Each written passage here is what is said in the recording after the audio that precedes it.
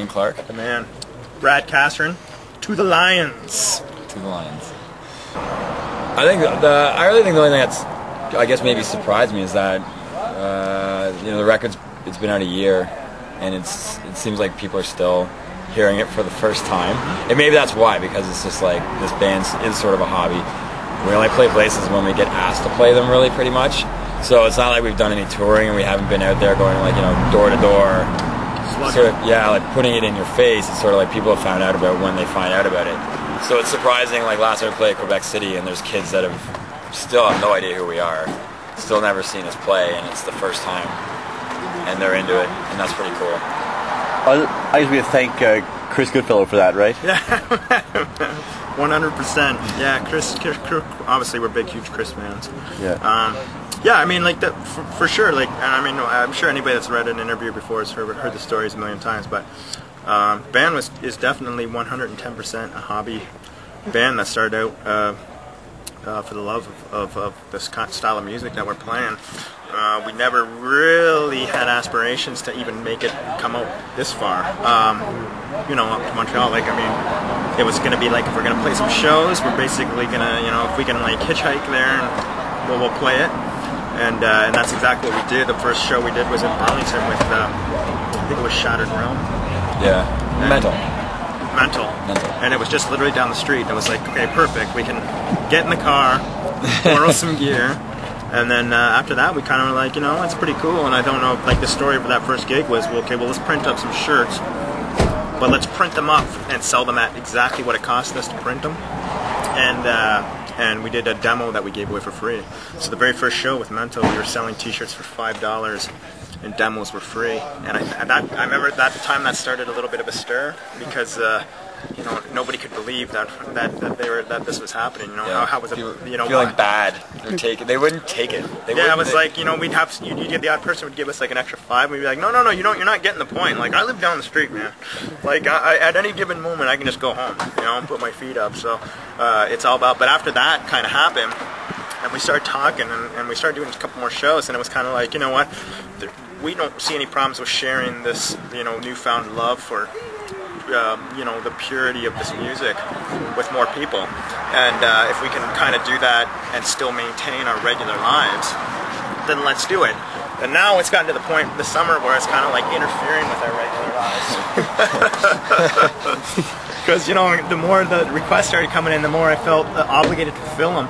And we had a conversation earlier that we were going to really try and help Chris Logan out this year, because he was so cool to us. I know that the CD like went out, and you know, he was fine with it. Like, it did all its pressings, everything was great. You guys are great, but we were kind of like, we didn't really do anything. We played after our CD came out in 2007. We played 4 shows, and we were pretty lucky. Like, even Chris was kind of surprised. He's like, you know, I'm really lucky that like the first pressing was all sold out pretty quick, and he was like, this was one of the first releases we've ever done where actually people haven't sent CDs back. I'm sure if anyone, you know, in the scene, CDs don't really sell for shit anymore.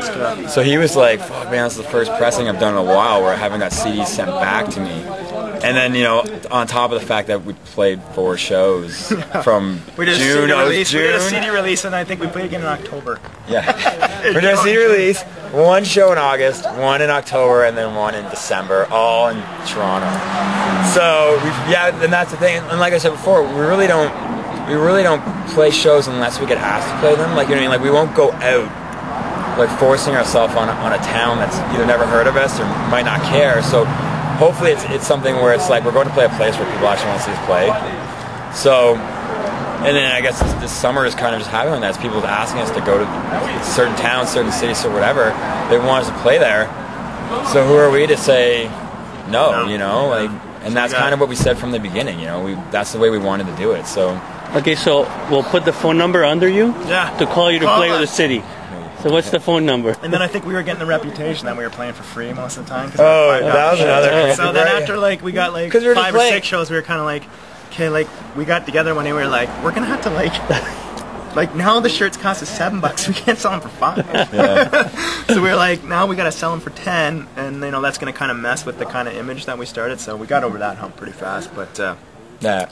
We got over a few humps pretty quick. No, then we started, but then, you know, so it's like, you know, okay, well, now we'll drive to Montreal. So if we get to Montreal and we play a show, and then maybe we'll be like, hey, a couple bucks, we can get together. They're like, what? Why? I thought you guys just came to play for fun. And we're like, oh, okay, fine, sorry. So we're kind of still in that mentality. We're trying to make it work. Bit of a balance. It's a non-profit organization. We've said that right from the very beginning. Two Lions is 110% non-profit. So we're trying to kind of balance it out where, you know, we don't go too far out of pocket, but we don't take anything either from the scene. You know, we want to make sure that everything is distributed back to it. So, you know, whether that would be in the CD sales or T-shirt sales, it's just 100% recycled. I think it's funny because I think most bands, even though they're trying, are at that level where they have no intake.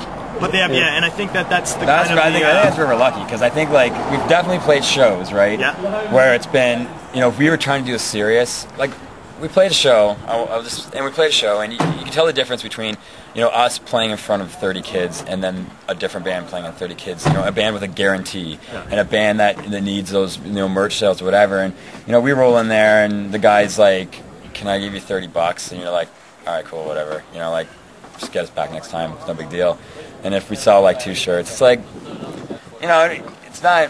I mean, especially if we're like not too far from where we are, it's just like, who cares? You know, it's not really a big deal. And then you see a band that's like, they're really trying and they really want to make it, and and there's these things that come attached with trying to make it, right? Because part of make it is paying the bills and paying the bills. So and it's not anybody's fault. We've all been there, but like, so you don't get as much money for the show as you thought you were going to get, and that gets you in this attitude. Maybe you get a little confrontational with somebody, and then the show's not fun. And it's not fun anymore. That's all you're thinking about. So I know, and we know it's a necessary evil to be out on the road and have to maintain yourself, right? So it's kind of one of those hard balance points where we feel the other bands where they're coming from, but we can only do what we can do as far as we're concerned, right? Like, we're only worried about, like, you know, like how we're handling ourselves and how we're maintaining ourselves, and being sympathetic too with the other bands that we play with that are, you know, trying to make a living. So we're lucky to be able to, when that happens in a show, you know, and the guy like pulls me aside and is kind of like, you know, it's lucky that we can be like, you know what, man, as long as everything is worked out with touring bands and you and the venue, then come to us, and then there's a difference there when you play a show with like 500 kids and the guy comes up to you and goes, I just give you $30. You're like, whoa, okay, hold on. There's only so far we can go here and be nice. Yeah. You know, you don't want to be taken advantage of. You want it to be kind of like on a level playing field with everybody. You know what I mean?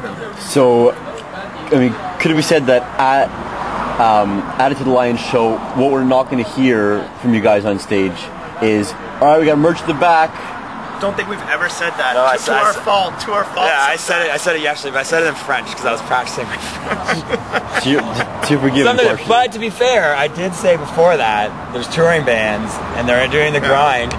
Check their shit out, man, because this is why they'll come back. You know, give them a reason to come back to the city, whatever. You know, we'll come back whenever. One great question. Sure. There was a Union show. That's right. Tell me, I mean, we are a bit over time, but tell me briefly how it came together. It was awesome. Yeah, Korean shows can be pretty lame, and you know, you don't know what it's going to be like. But Opera House is a venue that holds about 1,000 or just over 1,000. It was packed. Yeah. It was packed, and kids were into it, and they did it. You know, they did it right because there was no production, there was no lights, there was no nothing. They just played those records, and then, you know, Greg at the end was really cool. He was like, "We're not going to do any of this fake bullshit where we fake the last song and then go off and you cheer and bring us back on. Like, this is the last song for real." The question I have: confine when. Oh, I appreciate that. That's so nice. These guys are nice. Give me something here, man. Well, I have to. I mean, we're talking about great. You know, I mean, so come on. Are you going to make a discography? Is One Day Savior going to reissue? No, it's no. There was an album that was going to come out though. Oh, that's true. Actually, we recorded a record. We recorded an EP that never came out. So it's floating around. I mean, if someone wants it, I can give it to them. It's not a big deal. You guys got some good editing cut out for you on this interview. We'll watch it. We'll be like, we're at Doodle Lines. Yeah, I like playing shows. It's cool, man. Combine will have no reissue. Actually, it'll sound exactly like that. Cool. Precisely. Just take that last like 1 minute we just did, put that up, and that'll sum it up. That's the interview. Yeah, and then there'll be like an outtake session to see outtakes. Yeah, click here. It'll be 10 minutes. Yeah.